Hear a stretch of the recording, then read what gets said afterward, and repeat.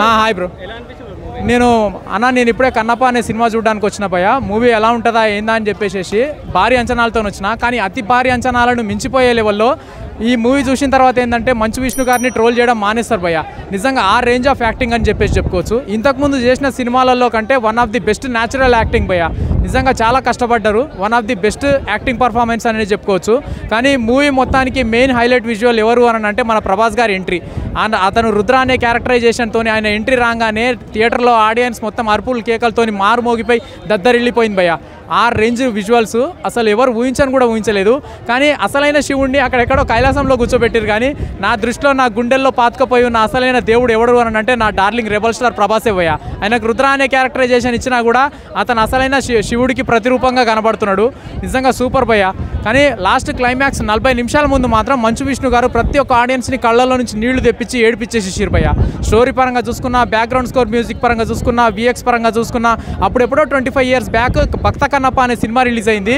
దాన్ని మించిపోయే లెవెల్లో కొంచెం బాగా హైలైట్ చేసి తీసి చూపించారని చెప్పేసి చెప్పుకోవచ్చు. ఈ సినిమా ద్వారాగా మంచు ఫ్యామిలీ వారికి ఒక మంచి రోజులు వచ్చినాయని చెప్పేసి చెప్తా భయ్య. సీన్స్ ప్రభాస్ అన్న సీన్ ప్రతి ఒక్క సీన్ ఒక మిజైల్ లాగా దూసుకొని వెళ్ళిపోతుంది. ప్రభాస్ అన్న ఒక డైలాగ్ కూడా చెప్తాడు, ఎంతమంది పెద్దలు ఉన్నా నేనే పెద్ద వాళ్ళందరికైతే. ఆ డైలాగ్ అయితే వేరే లెవెల్ అనే చెప్పొచ్చు అన్న. ఒకటే చెప్తా ఉన్నా, 18 సంవత్సరాల తర్వాత ఆర్సీబీ కప్పు కొట్టింది. డి తర్వాత మంచు విష్ణు అన్న 18 సంవత్సరాల తర్వాత ఇటు కొట్టాడనే చెప్పొచ్చు అన్న. మంచు విష్ణు ఫ్యామిలీ ఏదన్నా మంచి చేసిందంటే లైఫ్లో ఈ సినిమా తీయడమే. చాలా చాలా బాగుందన్న. ఎస్పెషల్లీ పిల్లోళ్ళు పెద్దోళ్ళు అందరూ ఈ సినిమాని చూడండి. ఎందుకంటే ఇప్పుడు సమాజం ఎటు వెళ్ళిపోతుందో తెలియటం లేదు. ఒక నెల రోజుల నుంచి మర్డర్లు, హత్యలు ఏమేంటి చాలా ఘోరాలు జరుగుతున్నాయి. అటువంటి వాళ్ళు దయచేసి ఈ సినిమాని చూడండి, కొంచెం భక్తిపరంగా మారండి. ఇది కలియుగంలో ఉన్న మరి అంత దారుణానికి ఒడిగట్టొద్దు.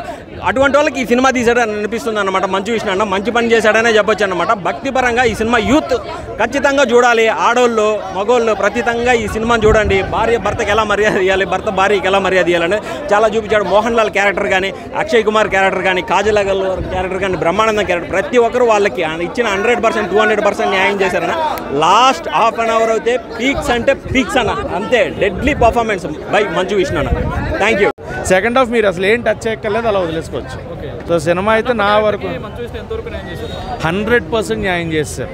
1%, 2% తక్కువ అని కూడా చెప్పాను. 100% క్లైమాక్స్లో ఆయన నటనకి నిజంగా నేను హ్యాట్స్ ఆఫ్ చెప్తా. నిజంగా కన్నప్ప ఉంటే ఇలాగే ఉండేవాడేమో, కన్నప్ప కళ్ళు అలాగే ఇచ్చాడేమో అనే విధంగా అయితే ఆయన పెర్ఫార్మెన్స్ చేయడం నాకు నిజంగా చాలా నచ్చింది అన్న సినిమా.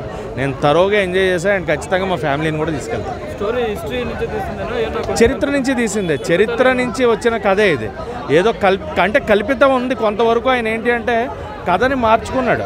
ఎలా ఉంది ఏంటి అనేది ఎవరికి తెలియదు. తిన్నాడు ముందు చరిత్ర కళ్ళు ఇచ్చినంత వరకే మనకు తెలుసు కన్నప్ప ఏడని.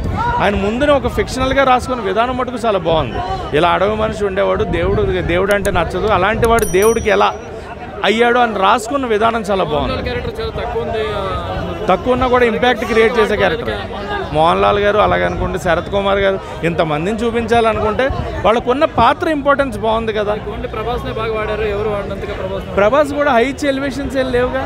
ఆయన నడుస్తాడు, మాట్లాడతాడు. మనం చూసే కళ్ళ బట్టి ఆయన మనకు హై అనిపిస్తుంది ప్రభాస్ స్క్రీన్ మీద కనబడతాయి.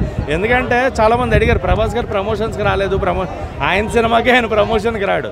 ప్రమోషన్కి రాకుండా సినిమాని హిట్ చేసుకునే ఏకైక హీరో ప్రభాస్. ఆయన ఆరాలు కంటిన్యూ అవుతుంది. సో ఆయన మనకు కనిపించాడు కాబట్టి అది మనకు అనిపిస్తుంది. But everyone performance was good. And Mohan Lal గారు తక్కువ ఉన్నా కూడా, తక్కువ నీడైనా ఇంపార్టెంట్ క్యారెక్టర్, ఒక ఇంపాక్ట్ క్రియేట్ చేసే క్యారెక్టర్.